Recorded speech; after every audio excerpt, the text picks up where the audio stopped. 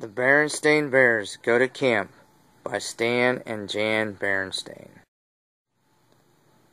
It was the last day of school and the beginning of vacation. The wonderful time when little bears could sit around doing absolutely nothing. Brother Bear and Sister Bear shouted goodbye to Teacher Jane and hopped onto the bus for the happy trip home. "Well," asked Mama Bear, after a day or so of vacation, "are you enjoying sitting around doing nothing?" "It's great," said Sister. "Absolutely," said Brother. "There's just one trouble with it," added Sister. "There's nothing to do." "Here, take a look at this," said Mama, as she reached for something that had come in the mail. This is what it looked like. "Tired of sitting around doing nothing? Come to Grizzly Bob's Day Camp. Summer fun for cubs of all ages. Swimming, canoeing, arts and crafts, sports and games. Nature study, fully supervised. And don't forget our exciting overnight campfire, powwow, and sleep out." Some of the things looked interesting, but Brother wondered what fully supervised meant, and Sister wasn't so sure about that overnight sleeping out. It sounded a little scary. "Where is this camp?" asked Sister. "Not far," answered Mama. "How will we get there?" Brother wanted to know. "A bus comes for you in the morning and brings you home in the afternoon." "Sounds a little like school," said Brother. "We'll think about it," said the cubs, and went back to doing nothing. Well, not exactly nothing. They picked a few wildflowers, chased a few butterflies, turned over a few rocks, and thought about it. "Mama, could we try Grizzly Bob's Day Camp just to see if we like it?" they asked. "Of course," said Mama.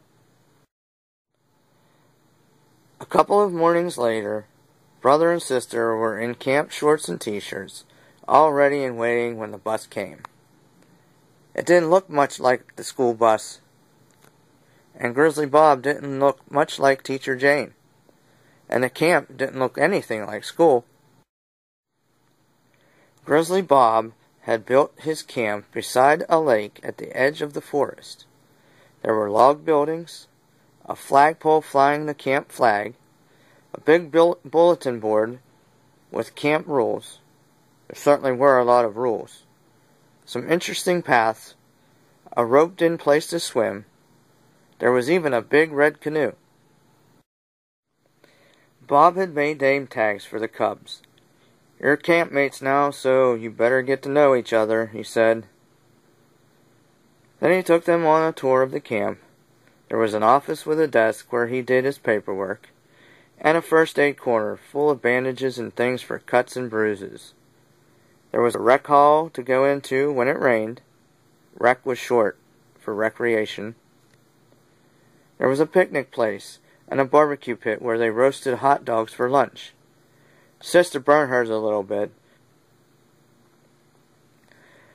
Bob announced that after lunch they would all climb up Spook Hill to the very top of Skull Rock, the special place where they would have their end-of-camp powwow and sleep out. It was quite a climb. That evening, Mama and Papa Bear were eager to know how the cubs liked camp. "It was okay," said Brother. "They sure have a lot of rules." "It was all right," agreed Sister. "They sure have plenty of bandages and stingy stuff for cuts." But what they were both thinking about was Skull Rock and that end-of-camp sleep-out, especially Sister. The second day was different. Brother had a great day. He passed the swimming test and was allowed to ride in the canoe. Sister didn't have such a good day. She played dodgeball, and some of the cubs threw pretty hard. The third day, Sister had fun. She got a star for a birch picture frame she made in arts and crafts, but Brother hurt his knee in a wheelbarrow race. The fourth day, both of them had fun. And every day after that, So much fun that they forgot about Skull Rock and the sleep out. Almost. Papa found the sleeping bags that he and Mama had used on their honeymoon, and when the camp bus came on the morning of the big night, brother and sister were ready. Sort of. The climb up Spook Hill wasn't so hard this time, even with backpacks. The cubs were strong and tough from their summer of camping. Tomorrow would be field day, the last day of camp, when their parents would come to watch their games and contests and see awards given out.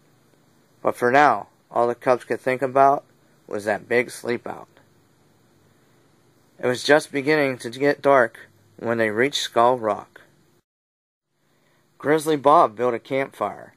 Then he went into a small cave. When he came out, he was dressed in a beautiful Indian costume. Then the cubs sat in a semicircle, and the powwow began. Bob told them old Indian legends of the great animal spirits, the story of the great grizzly as big as a mountain, the soaring eagle who filled the sky, and the mighty salmon whose colors made the rainbow.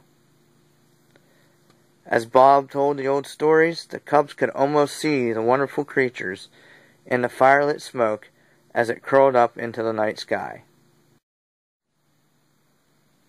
After the powwow, they had cocoa and honey bread. Then they curled up in their sleeping bags, and soon they were all fast asleep, even sister. The next day, brother and sister did very well in the field day games and contests. Brother won a trophy for finishing second in the dash, and sister got medals for the dead bear's float and for her bead belts. It was almost the end of summer. School would be starting in a couple of weeks. "Well," asked Papa, "how did you like camp?" "It was great," said brother, hugging his trophy. "It was great," agreed sister, wearing her medals proudly. "But you know something? After Grizzly Bob's day camp, school will be like a vacation."